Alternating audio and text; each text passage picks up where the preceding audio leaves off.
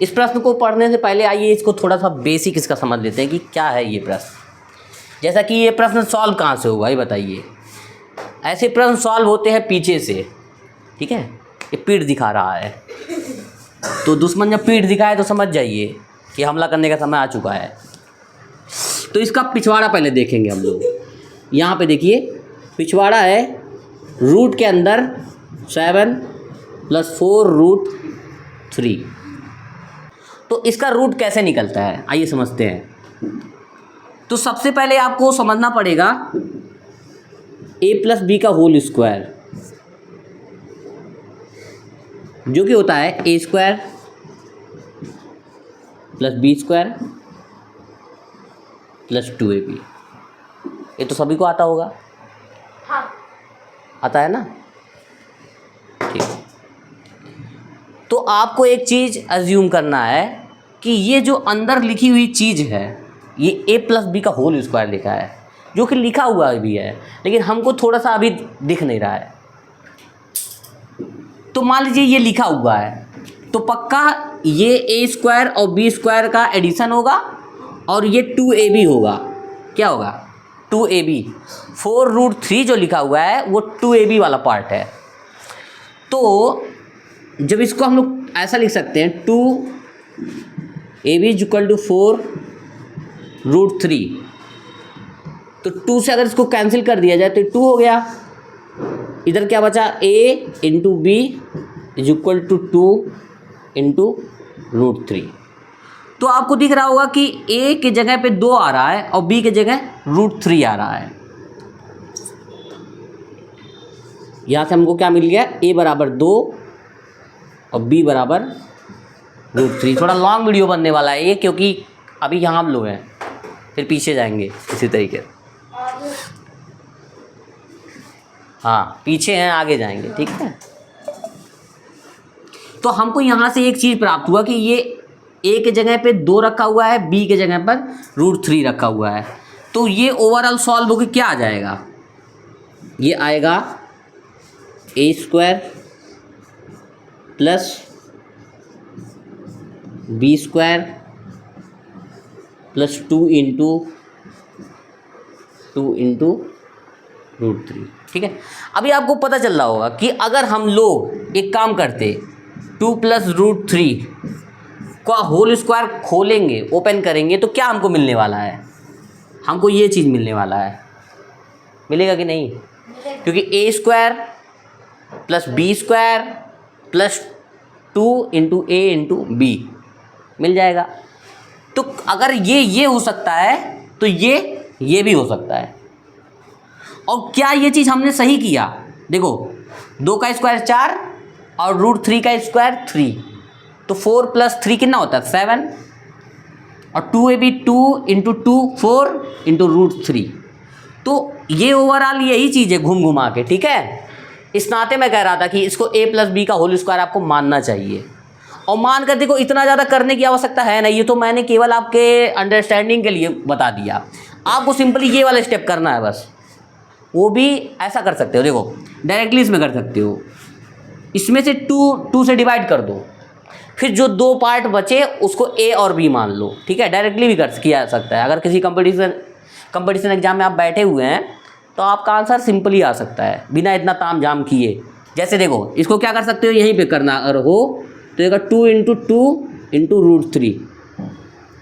हमको पता चल गया कि ये है a, ये है b, तो ये किसका होल स्क्वायर बन गया? 2 + √3 का होल स्क्वायर। और क्योंकि रूट के अंदर है तो स्क्वायर जब पूरे पे रहता है तो रूट के अंदर से बाहर होके वो सिंपल नंबर बन जाता है। जैसे अगर रूट के अंदर है 3 का स्क्वायर तो बाहर क्या निकलेगा? 3 निकल जाएगा, ठीक है। आगे बढ़ते हैं। तो ये वाला पार्ट क्या बन गया? ये बन गया 2 + √3 का होल स्क्वायर। तो ये क्या आ जाएगा आंसर? 2 + √3। आप जब करेंगे तो ऐसा इतना लंबा नहीं करेंगे, लेकिन मैंने आपको प्रोसेस समझा दिया कि ये आंसर कहाँ से आने वाला है ना। अब इसका क्या हो गया? एक पार्ट खत्म हो गया, ये बचा -√3 + प्लस 7 कहाँ नहीं गया, 7 ही टूट के इन दो पार्ट्स में डिवाइड हुआ है। देखो 2 का स्क्वायर, काफ़ी सालों बाद ये लड़का आया है, एंशियंट टाइम के बाद। देखो 2 का स्क्वायर 4 और √3 का स्क्वायर 3, दोनों ऐड होके 7 बनते हैं। तो क्योंकि ये जो दिया हुआ है क्वेश्चन के अंदर, ये सॉल्व होल कर चुका है, कर दिया है सॉल्व, लेकिन हमको उसका पता लगाना है कि ये आखिर में क्या सॉल्व करके आया हुआ है ये चीज़ है, ठीक है। तो क्योंकि ये रूट के अंदर है तो पक्का किसी स्क्वायर को सॉल्व करके आया है, तभी बाहर निकलेगा, वरना निकलवा नहीं करेगा बाहर। तो हमको ये चीज़ ध्यान में रखना है कि ये किसी ना किसी का a + b का होल स्क्वायर है पक्का। अब वो आपको यहाँ से पता चलेगा। तो यहाँ से हमने a और b फाइंड किया, जब उसको रख के हमने इसको खोला तो वास्तव में यही चीज़ आ रहा है। इसको खोलने पे यही आ रहा है कि नहीं आ रहा है कि नहीं आ रहा। क्योंकि 2 का स्क्वायर 4 और √3 का स्क्वायर 3, 4 और 3 ऐड करने पे कितना आएगा 7 और प्लस 2ab, और 2ab यही तो है। तो इसको करने पे ये आ रहा है, इसका मतलब इसका आंसर ये है जो कि हमने किया यहाँ पर, और ये बाहर हो जाएगा तो क्या हो जाएगा 2 + √3, समझ गए ना। तो यहाँ तक हम लोग ये वाला पार्ट हो गया सॉल्व, रूट के अंदर तक का। समझ में आया कि नहीं आया, आ गया। वहाँ लिखा हुआ है 8, अंदर आ गया, हाँ ठीक है, 2 + √3। वीडियो आ रहा है पूरा, वीडियो आ रहा है पूरा, ये आगे देखिए। अब इसको सॉल्व करेंगे तो ये तो कैलकुलेशन वाला पार्ट है, इसमें नहीं दिक्कत है। √3 + 3 + 8 2 जा 16 + 8 √3। ये शायद आप समझ गए होंगे, केवल समझाने के लिए मैंने लिखा था।